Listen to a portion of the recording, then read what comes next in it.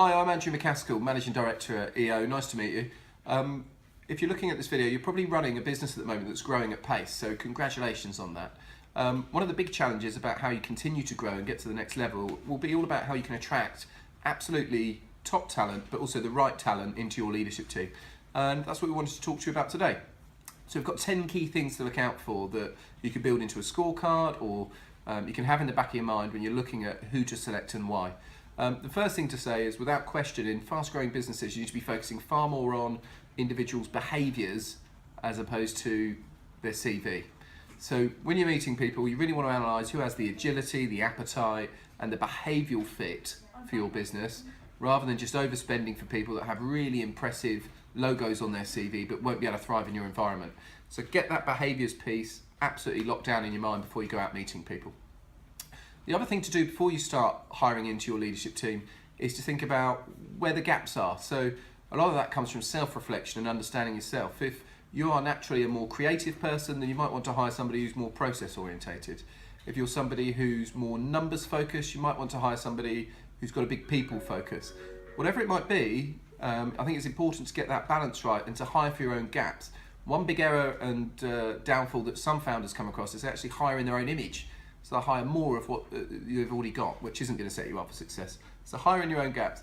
The number one thing I would say in terms of the people we look to hire here to help with our current growth trajectory is to find people who have what we call an internal locus of control.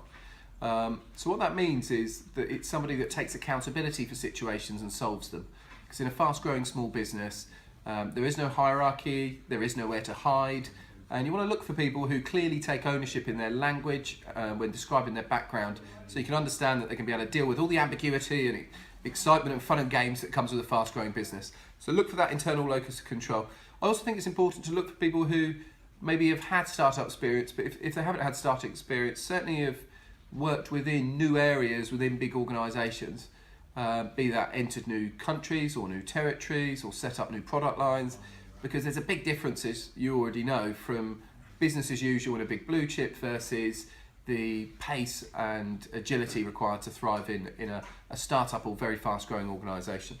And the other big tip in terms of the first 5 tips would be to make sure you've got your employee value proposition really locked down before you start meeting people. You've got a big advantage in that you can offer employees whatever you like.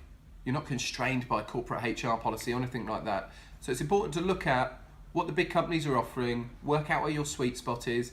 Is it more flexibility? Is it more benefits? Is it being able to work from home? Whatever it might be that you decide to build into your culture and your employee value proposition, differentiate yourself from the big companies and make yourself a really attractive place for people to come and work. So that's the first 5 tips. We've got another 5 that we're happy to go through, so please do submit your details into the form below and we'll send you those over now. Thanks for your time.